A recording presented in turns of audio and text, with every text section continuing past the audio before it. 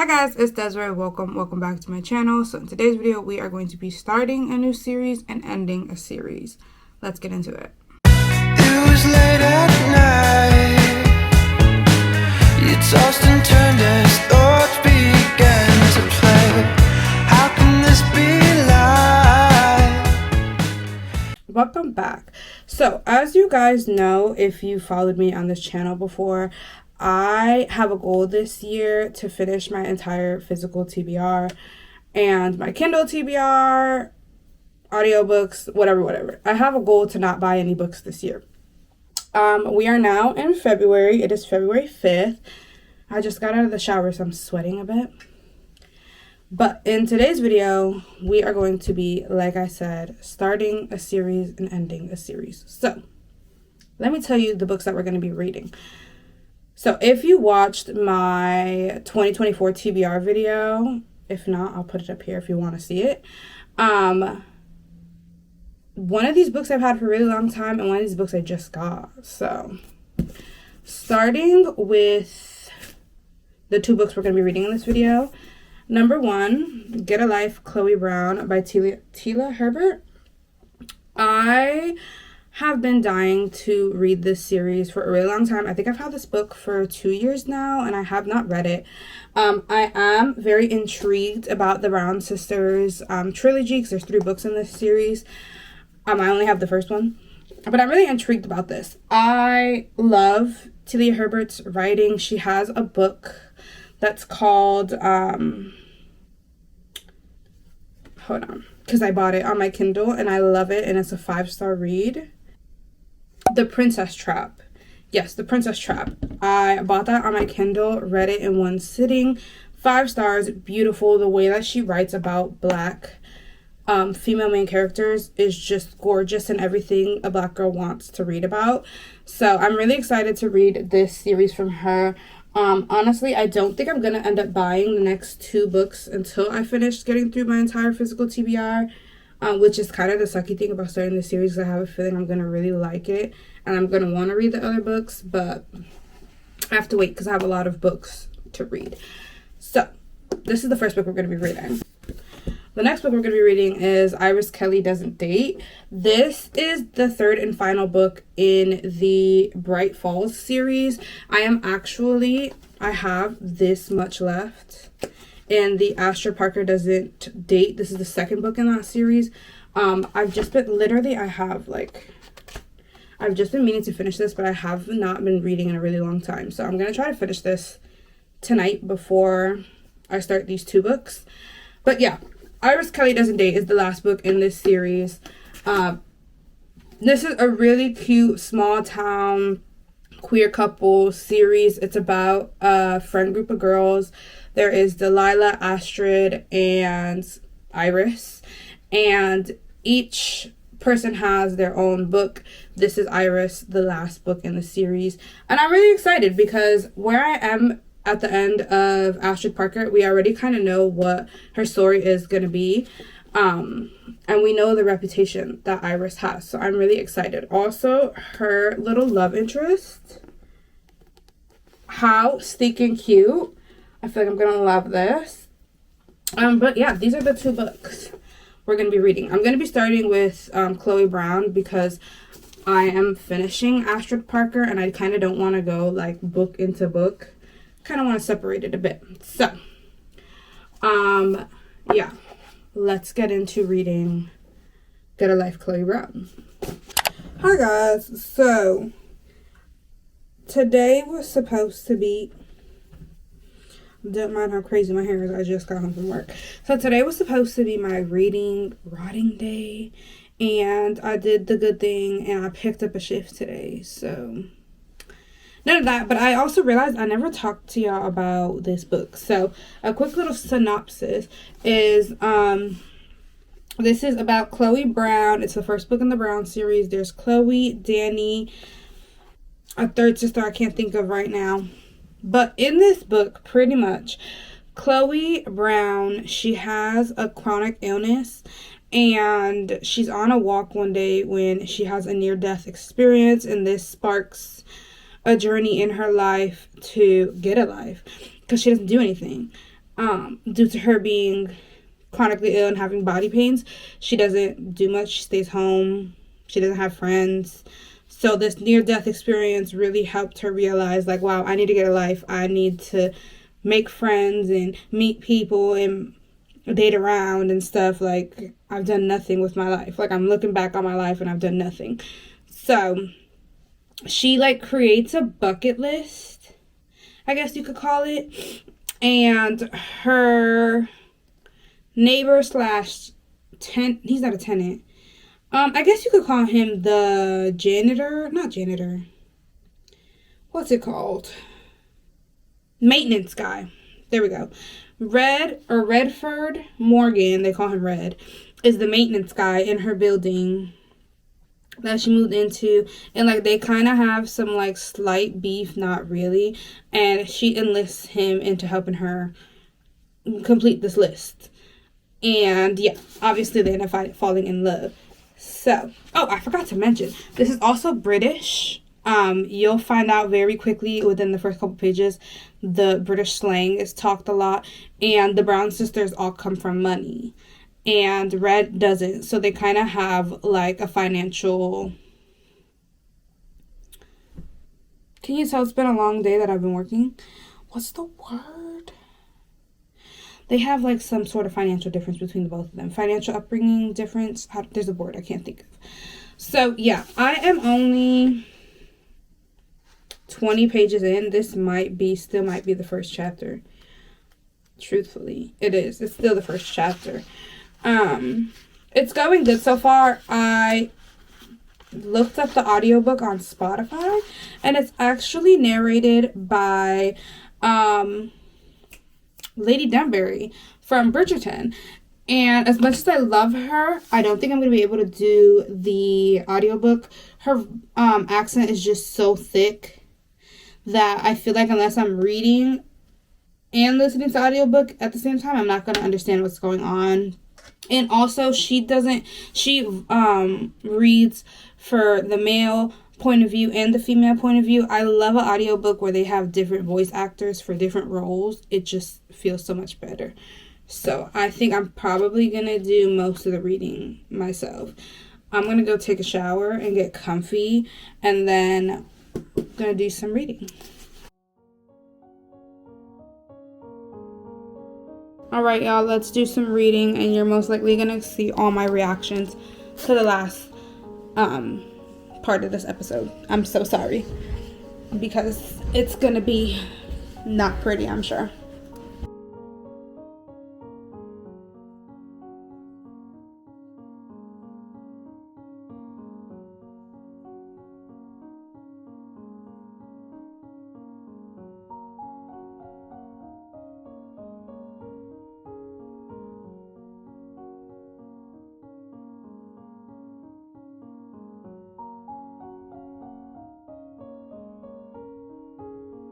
And held my composure. She called me embarrassed.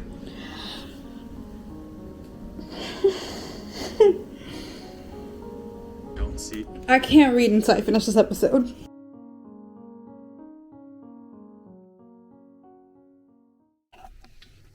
You guys, I rearranged my room today. I'm trying a new thing to help out with my sleeping, to see if maybe changing up the layout of my room will help me sleep more, help me sleep better. I've had terrible insomnia. I need to message my doctor tomorrow. But I shifted my bed and my desk, so now I'm back under the window, and my desk is along that wall, which out of all the times that I've rearranged my room, the desk has never been against that wall. So yeah, I'm just gonna do a bit of reading and then go take a shower.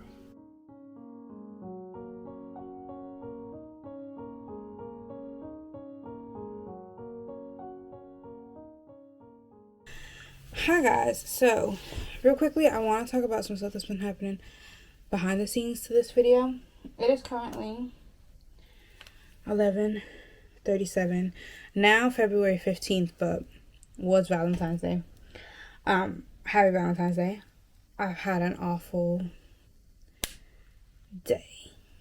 It's not awful. I've had better days. Today's just been grief and kind of my normal day. As you guys know, if you followed my reaction channel, I had a leopard gecko Echo. In this channel, you've seen her too because I've put her in some vlogs. But it's the light that's always behind me when I'm filming in clips. I'll put up a picture so you can see what I mean. Yeah, you guys always get to see that. That was my gecko's enclosure. For a really long time, she had been going through some sort of eye infection, which turned into like a sickness, which turned into her not eating, which turned into her losing a ton of weight. Friday, February 16th, she was supposed to go to a new vet I was gonna try out, and we were gonna hopefully get her on some medications, probably get some weight on her. When I got out of work on February 13th, which was a Tuesday, I was hanging out with my mom downstairs, and I came up to start getting ready for bed. And every single time I'm going into my dresser, I always check on her to see if she's awake, alert, whatever, because I'm like right in front of her, and I like to see what she's doing because nighttime is technically her daytime. I had like shined a light in her tank. She wasn't moving. I went to go open the doors. She still wasn't moving. When she hears the like click on her tank door that normally like jolts her head up a bit, she still wasn't moving. After standing there for a really long time and kind of just trying to see if I could see her take a breath, I eventually called my mom and was like, I need you to check because I don't think she's alive anymore. And she had my stepdad check, and she checked, and Echo sadly passed. I was a complete emotional wreck. This happened around 10:30, 10:40, and I probably cried the entire night, and I woke up and I cried some more this morning. And as the day's gone on, I've kind of processed it more. I can talk about it without crying, but it has been very, very sad. Echo is the first pet, or I should say like the second pet that I've ever had as an adult pass away. It's a little different because the first animal that passed away when I was older was our family dog, but this is different because Echo was solely my pet. She was solely my responsibility. She lived in my room with me. I had her for 3 years. Leopard geckos are supposed to live for years. I like on the basic care sheet that I got from my doctor, she was supposed to live until I was into my 40s. So her getting the sickness and then passing away, it was just a lot. Honestly, it's probably for the best because if we would have went to that vet visit on Friday and I would have had to make the decision to put her down, I don't think I would have been able to. I think I honestly would have put my money into getting her fixed because she has such a personality to her that I just couldn't simply say like put her down. I think she fell asleep and I think she passed in her sleep because when we found her she was in her like favorite sleeping position. Yeah, I want to bury her in our backyard, and I'm gonna make like a little headstone. And yeah, it's really sad because as I'm getting older, my pets are getting older and they're like no longer gonna be here, and that is just a sadness and grief that I'm going to have to deal with, and it sucks. That's a sad reality of having animals. So that's what's been happening behind the scenes. So I feel like I needed to just update if I no longer seem like cheerful or excited throughout the rest of this video. It's not the book, it's just everything that's been going on behind the scenes.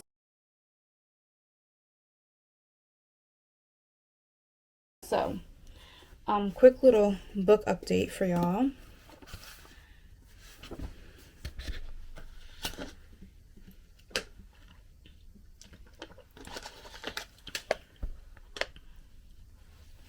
Alright, I'm on page 90, which is chapter, let me see,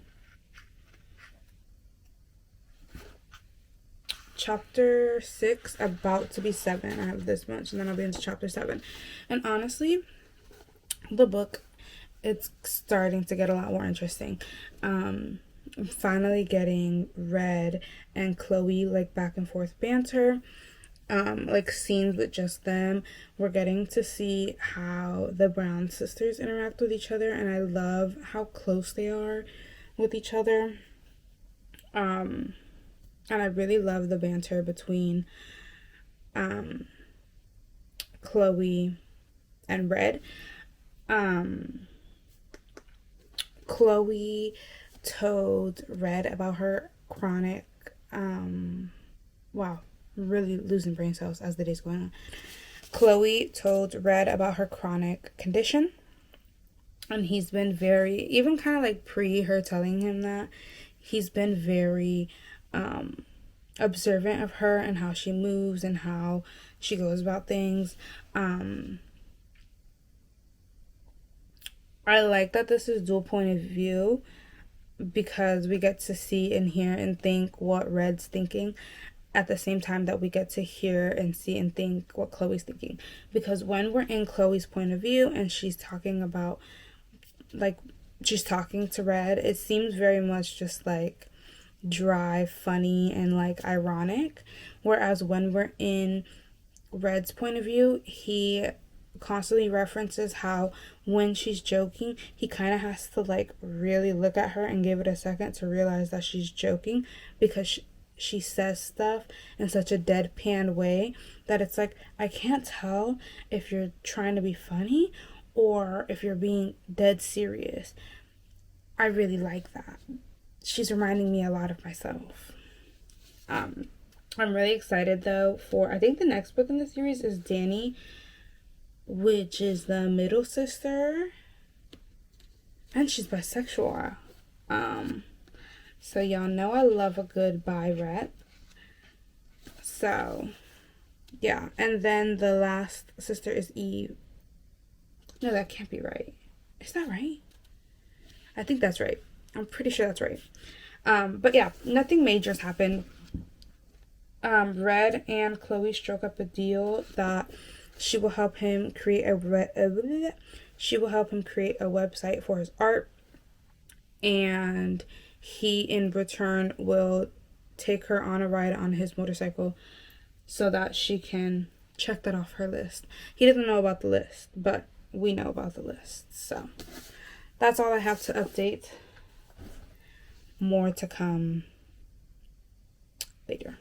You guys, don't mind the red lip. I'm trying to get more comfortable wearing red lip. I need to talk about this book. The banter between them is giving this book extra points. I love a good banter. Like, Red and Chloe are having a consult for his website or whatever, and first of all, they haven't even really talked about the website, but she's talking about how he's rude, and he's like, you're rude as hell. He said, I'm sorry, I thought I was being obvious. I mean, you're rude as fuck. I also think it's just the way that I read it in my head makes it even funnier. Anyways, let's do some reading.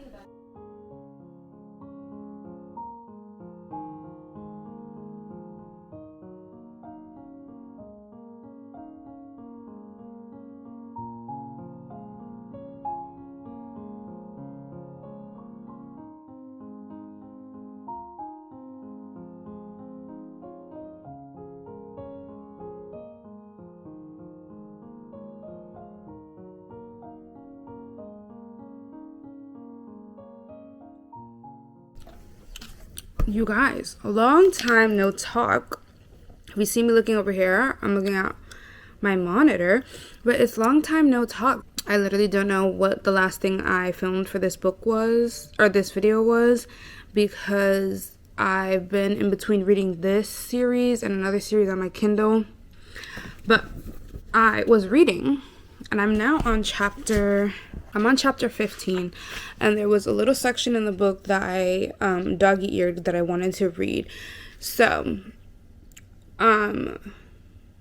Chloe and Red got into their first kind of like fight, like there's very much been a lot of like sexual tension and feelings that have been kind of coming to the surface, and like they know that they both are feeling these feelings for each other, and they've kind of pretty much talked about it, not talked about it, but like have said like, I have feelings for you and I have feelings for you.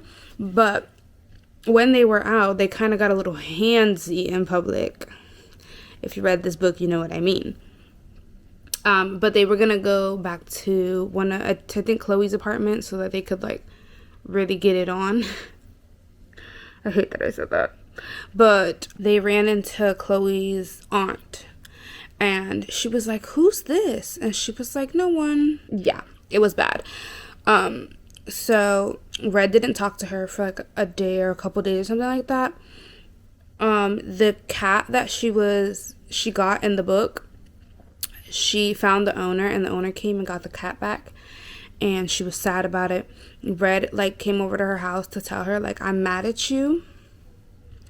He said, "I just want to make it clear that I am incredibly pissed at you," but he clears his throat looking slightly unsure. "But I don't think you mean to say what you said. I'm still pissed, though I'll be pissed until I'm ready to stop."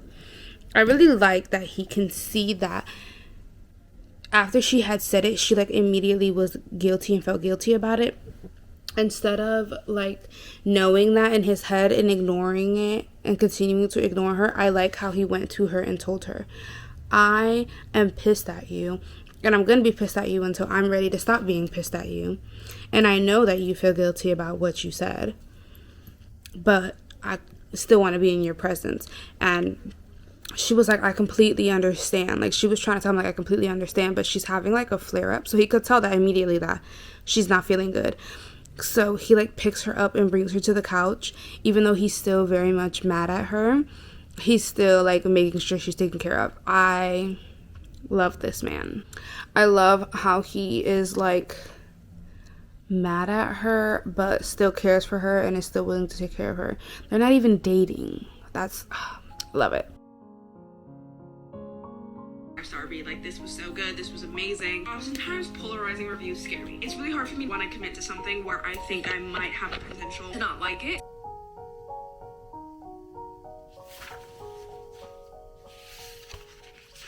Alrighty, she's done.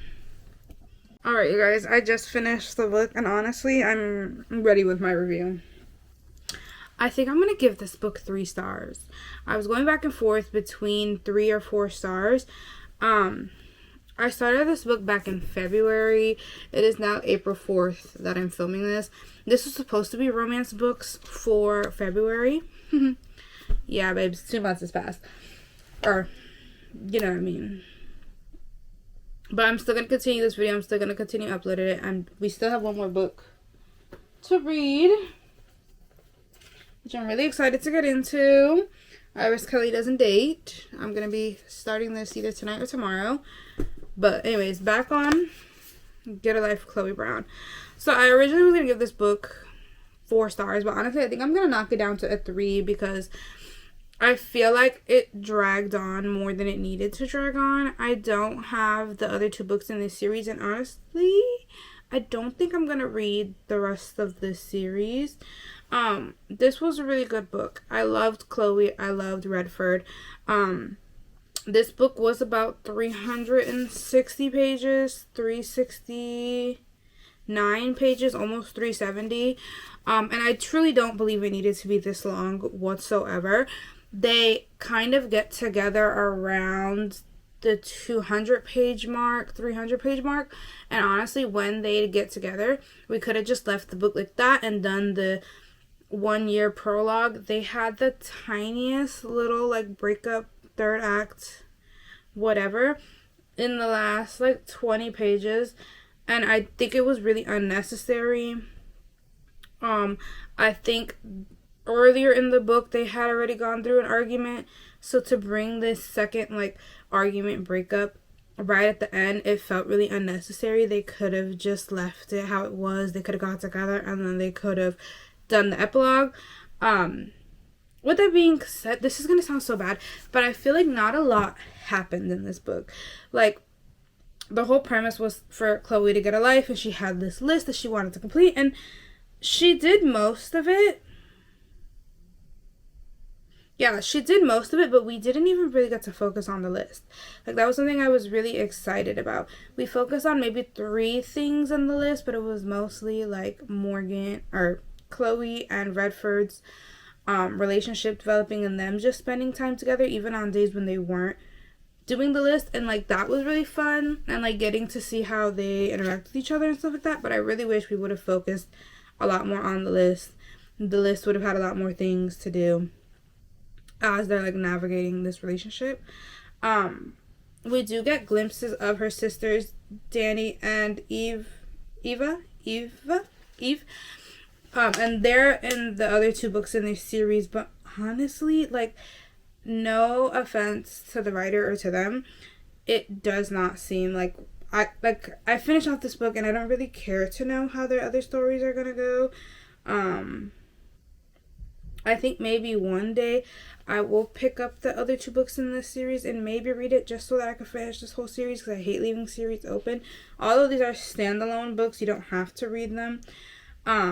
Yeah, I just think I have far too many books on my physical shelf to worry about delving into a series. So with that being said, this was a 3-star book. I definitely would recommend it to somebody if they want a fun, not crazy romance, but I don't know if this is something that I would pick up again and read. I think this is a one and done kind of book for me. So when I give books 3 stars, I definitely think it's a book that I would recommend to somebody if they want like a good book, but it's not necessarily a book I would pick up again.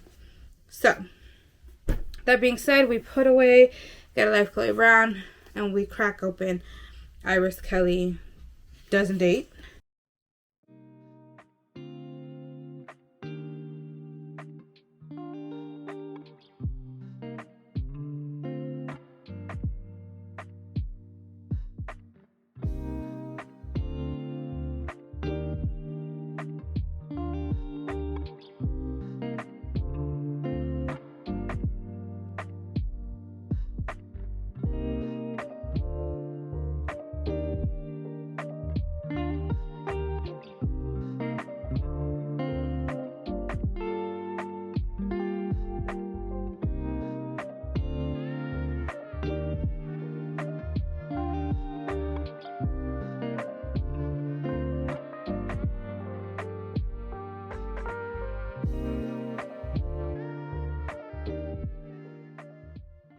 Hi guys, so I wasn't planning on updating any of my thoughts on this video so soon. I'm on page 32.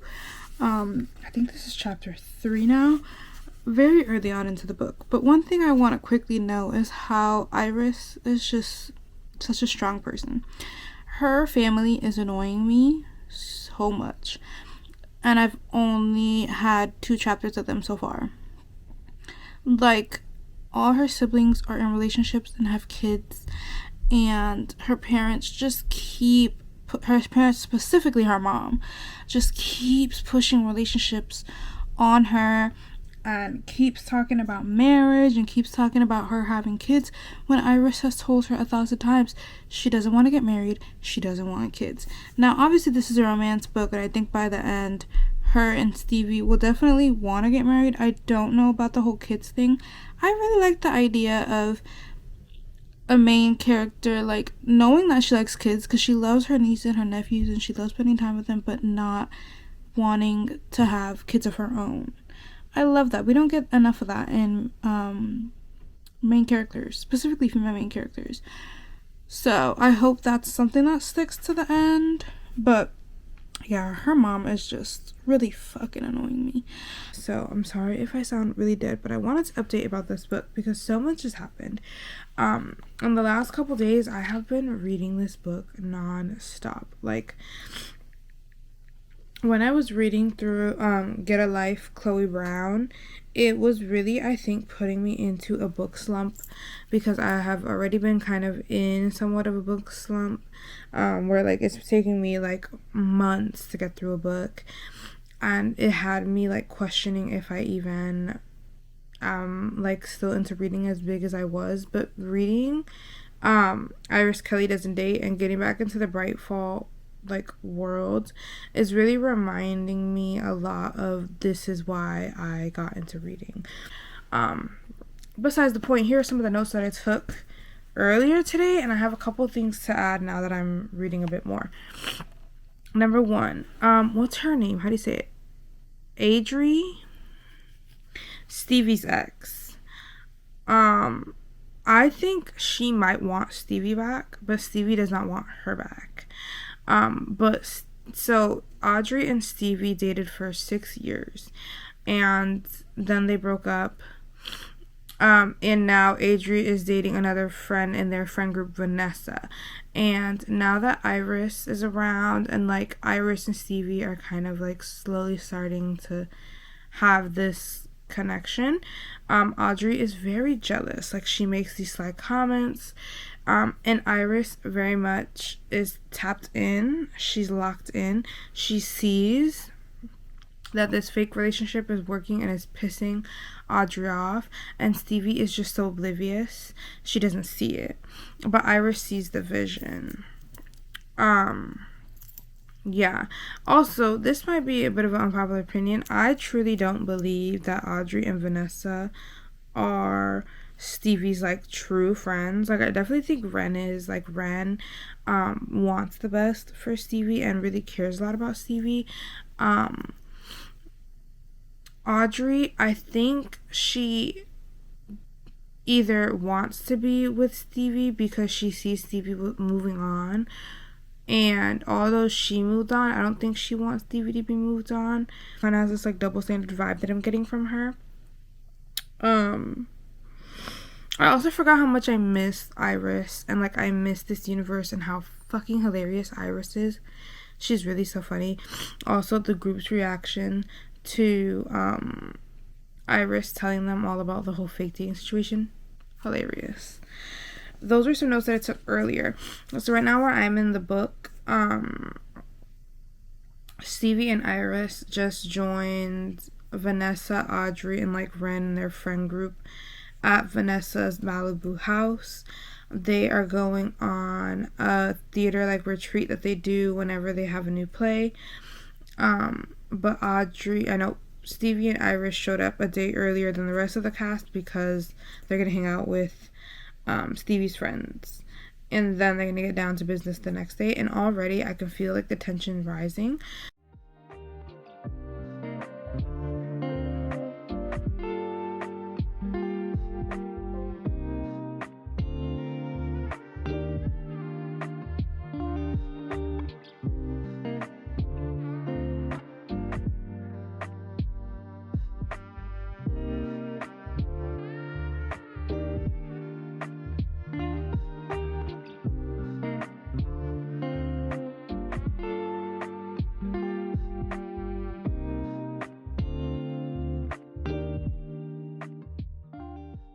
So, it is officially the next day, April 9th. And I just had to call out of work. I don't know if you can hear it in my voice, but yeah. My coworker was feeling off yesterday, and my coworker was feeling off yesterday. And she didn't think much of it. I didn't think much of it. We didn't really go that close to each other. I tried to keep my distance because she was feeling off. And I woke up today and I feel like I just have a ball of mucus right here that's trying to come up, and my throat is hurting. I'm really hoping it's not COVID or anything. Yeah, I've been working at my job going on to 3 years, and this is the second time I've ever had to call out.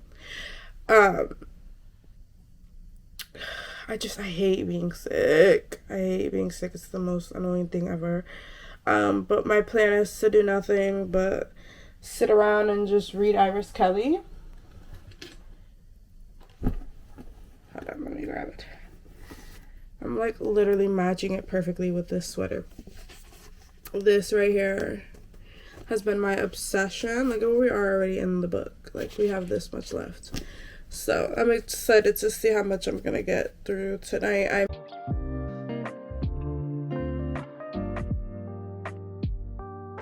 It is April 12th, and my goal is to finish this book today, edit this video, upload it between Saturday and Sunday, probably Sunday. But yeah, we're finishing this today because I only have a couple pages left and I want to know how it ends, and I'm intrigued, and I want to start new books, and I want to do new videos. And don't mind my hair because I have to do it. Don't mind my appearance. I look crazy. Let's go read and let's go finish this and drink my coffee.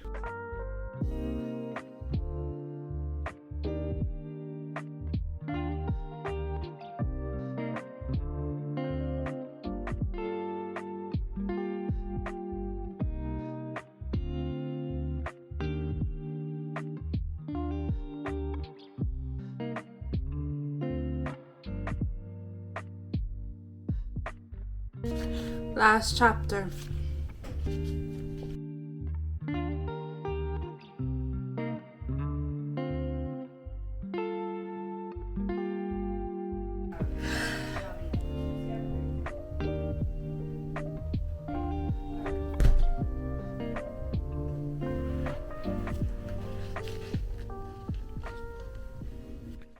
Alright, hi guys, I'm back. I took a shower, put a hair mask in, and now we're gonna finish off Iris Kelly. Only got a couple pages left. I also just impulse bought a tripod for this camera because I wanted a good tripod that I can put on this camera that I can put at different heights, because the one that comes with this camera is like really tiny. So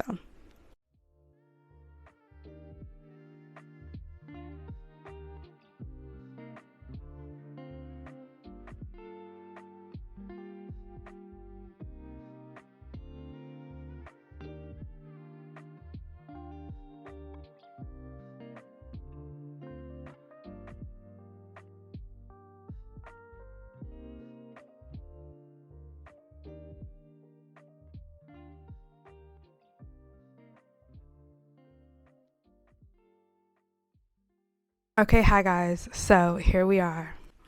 Iris Kelly is done. It took me about, what's today? 8 days to finish that book. This is the fastest I finished a book in a really long time.